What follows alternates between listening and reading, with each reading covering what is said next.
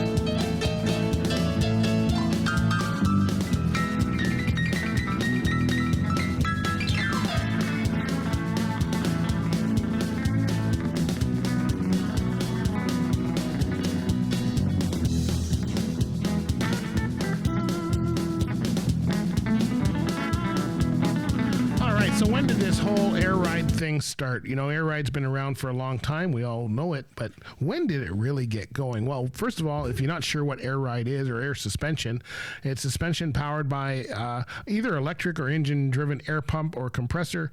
Compressor pumps air into the flexible bellows, which are big rubber type, whatever they're called. They're just reinforced rubber, but they call them bellows, but they're like a giant, we call them airbags. It's easier.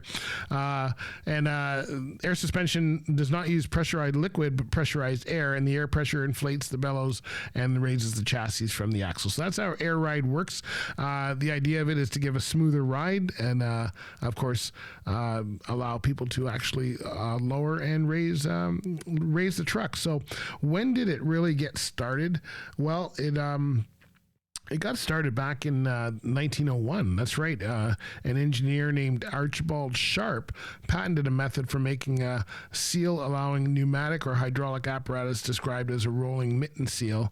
And on January 11th, a week later, he applied for a patent to use the device to provide air suspension on bicycles. So it actually started on bicycles, which... Yeah, that would, I guess in 1901, you probably need them. Later on, it started producing ASL, a motorcycle, in 1901, and this was, they started doing this in later on that year, actually that month. They were very fast when they did this. In 1901, they did a lot of stuff, patenting the idea and using it on vehicles and stuff like that.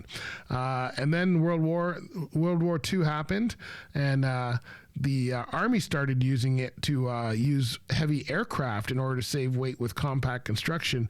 Air systems were also used to haul heavy trucks and aircraft to attain self-leveling suspension. So that's when they really started using it. In 1946, they built a prototype that featured numerous innovations and put it onto a four-wheel independent air system. In the 50s, the airlift company patented a rubber air spring that inserted into the car's factory coil spring, and the air spring expanded into spaces, keeping the factory spring from fully compressing and the vehicle from sagging. In 54, they developed a functioning air oil hydromatic suspension, and then 56 air suspension was used on EMD's experimental aerotrain.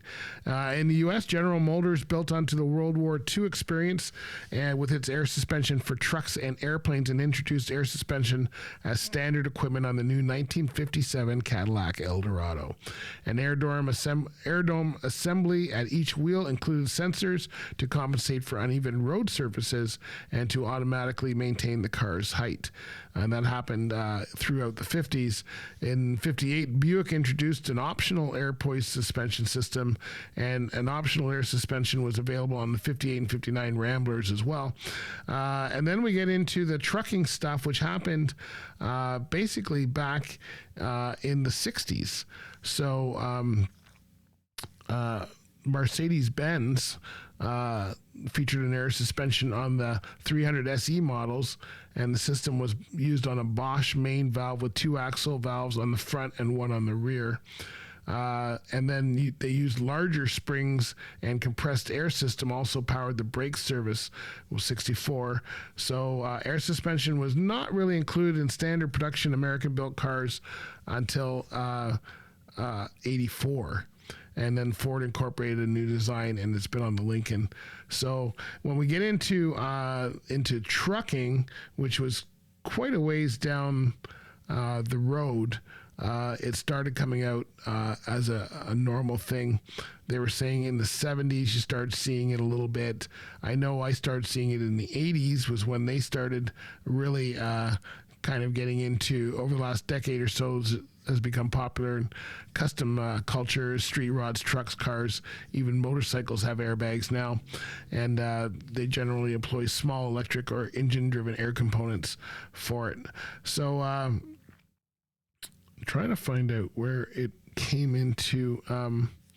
It was basically the 80s. And then 93, the electronic air suspension started. And that started through Dunlop Systems in the UK. And then most of it started after that is where you start seeing it regularly. Because they did this ECAS, the electronic controlled air suspension, you were able to do this for on and off-road applications with heights that from lowest to highest. So now you've got loading, highway, standard, off-road, and off-road extended heights, which were now available and have become the standard. So now you see them all the time. They're all out on trucks, but that's when they actually started. They actually were being developed for a long time before they actually stopped. And now we see them as on coaches and buses. Air springs are used in suspension due to a wide variety of advantages over mechanical springs. So you see them on coaches and buses, you see them on trucks, you see them on trailers, you see them anywhere going down the road, and that's what you want to see, because that's where our industry has gone.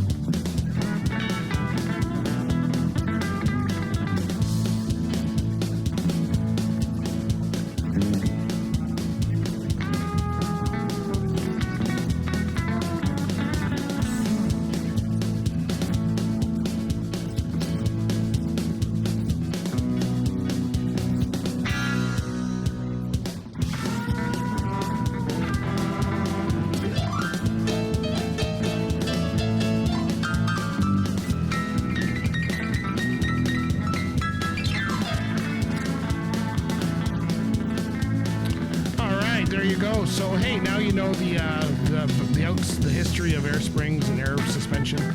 You can tell all your friends. Hey, you know what? Make sure you tell them to follow us. That's where you want to tell them.